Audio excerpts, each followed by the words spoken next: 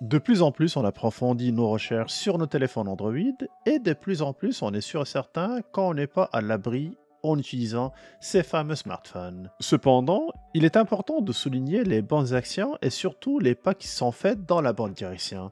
Aujourd'hui, je vais parler d'une nouvelle option qui a été ajoutée avec le Android 16 sur nos téléphones. J'ai deux téléphones sur la table, comme vous pouvez le constater. J'ai le Samsung Galaxy avec le One UI 8 et Android 16 évidemment. Et j'ai le Google Pixel avec le Android 16 pur. Mais vous pouvez aussi avoir d'autres déclinaisons de d'autres téléphones, à condition évidemment d'avoir le Android 16. C'est très important, car cette nouvelle option est exclusive à cette version-là. C'est une nouvelle option de protection qui a été ajoutée à votre téléphone et qui servira de bouclier numérique contre les différentes menaces externes. Dans cette vidéo, vous allez voir où elle se cache, comment l'activer et surtout pourquoi vous devez la configurer tout de suite. Attachez vos tucs, on plonge ensemble dans les paramètres cachés de la sécurité Android 16 et comme toujours, reste à l'affût. Je vais commencer avec mon téléphone Samsung pour vous montrer la procédure dessus. Il y a certaines différences que vous allez constater quand je vais passer sur le Google Pixel. Donc en premier, allez-y sur les paramètres. Ici, vous devez descendre jusqu'à ce que vous localisez Google. Appuyez dessus. Choisissez tous les services. Puis ici, vous devez descendre jusqu'à ce que vous tombez sur la section sécurité personnelle et de l'appareil. On va retrouver cette nouvelle option qui se nomme protection avancée. Appuyez dessus pour l'ouvrir. Parfait. Là, je vous ai montré comment atteindre cette option-là sur le Samsung. Je vais le mettre à côté, puis je vais aller chercher mon téléphone Google Pixel. Pour retrouver l'option, on va aller chercher les paramètres, encore une fois. Cette fois-ci, vous devez appuyer sur votre compte sur la partie supérieure. Appuyez une seule fois dessus. Choisissez tous les services, puis descendez pour localiser dans la section qui se nomme à peu près la même chose, sécurité personnelle et de l'appareil, protection avancée.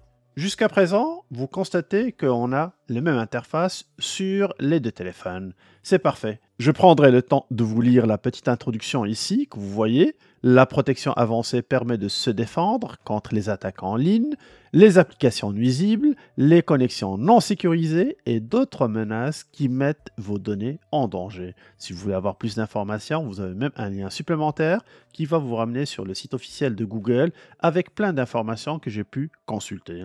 En descendant un petit peu plus bas, vous allez retrouver l'option protection de l'appareil que vous pouvez activer, mais avant de le faire, on va descendre encore pour lire le contenu qui se trouve dans les fonctionnalités de la protection de l'appareil. Ici, on peut lire que ce qui va être protégé, en premier, ça va être la sécurité de l'appareil. La première chose que vous allez remarquer, c'est qu'ici, on a des options qui vont être différentes. Sur le Google Pixel, l'option sécurité de l'appareil inclut 3 options différentes. Verrouillage en cas de détection de vol. Cela va verrouiller automatiquement votre téléphone si jamais il y a un mouvement brusque. Il va détecter évidemment ça avec les capteurs qui sont sur le téléphone. Deuxième élément, c'est verrouillage de l'appareil hors ligne. Si vous laissez votre téléphone pendant 3 jours sans le déverrouiller, eh bien, à la prochaine fois que vous allez le prendre, vous devez le redémarrer et passer par la sécurité initiale. Si vous posez la question pourquoi ces deux options ne sont pas incluses sur le Samsung, c'est pour la simple raison que ce sont des options qui sont déjà disponibles sur Samsung et c'est pour ça qu'on n'a pas ces options-là avec le fameux Google pour ne pas rentrer en conflit.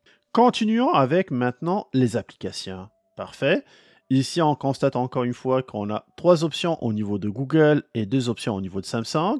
Les 2 premières qui sont les mêmes, Google Play Protect. C'est une protection qui est inclue à Google Play et qui va permettre tout simplement de vous protéger contre tout téléchargement d'applications non sécuritaires.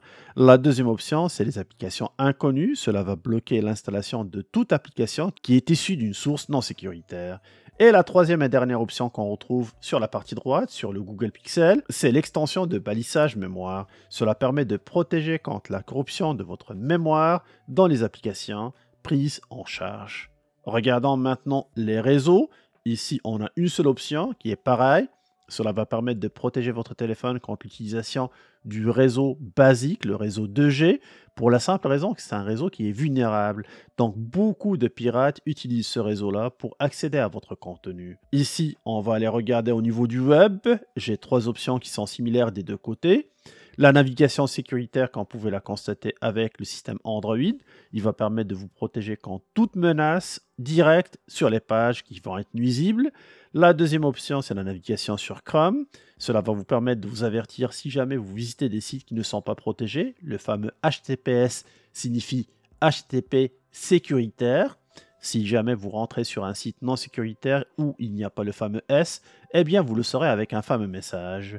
La troisième option, toujours dans le web, c'est la protection JavaScript, le fameux script qui va permettre de lancer certains éléments sur votre téléphone.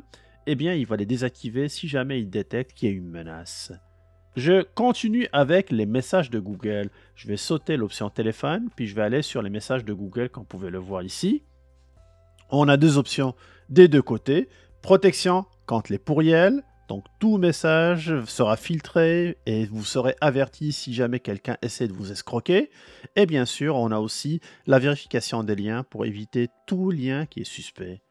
Il reste maintenant cette option-là qui se nomme téléphone Google. Si vous l'ouvrez ici sur le Google Pixel, vous remarquerez que cette option inclut l'identification de l'appelant et les appels indésirables, ainsi que le filtrage des appels automatiques. Encore une fois, on ne l'a pas sur le Samsung, pour la simple raison que c'est une option qui est déjà incluse dans ce téléphone-là. Pour la retrouver d'ailleurs, c'est très simple. Ouvrez le Composer, allez-y sur le coin supérieur droit, puis appuyez sur les trois points, puis choisissez Paramètres. Dans les paramètres, vous allez retrouver les deux options qui sont ici, bloquer les numéros de téléphone, mais surtout la seconde option, protection identifiant, appelant et anti-pourriel. Quand cette option est activée, cela va utiliser le service AIA pour identifier les appelants indésirables et les escrocs, et vous avez même la possibilité de bloquer tous les appels indésirables et escrocs, ou bloquer uniquement les appels d'escrocs à risque élevé. C'est comme si vous avez deux niveaux de sévérité, moins sévère et plus sévère. Parfait, donc je retourne sur la protection avancée, puisque je vous recommande de faire évidemment, c'est d'activer cette option-là des deux côtés. Voilà, vous devez évidemment redémarrer votre téléphone, je l'active aussi. Sur Samsung, il ne me demande pas de redémarrer l'ordinateur, bizarrement, mais sur le Google Pixel par contre, vous devez le redémarrer pour que ce soit applicable.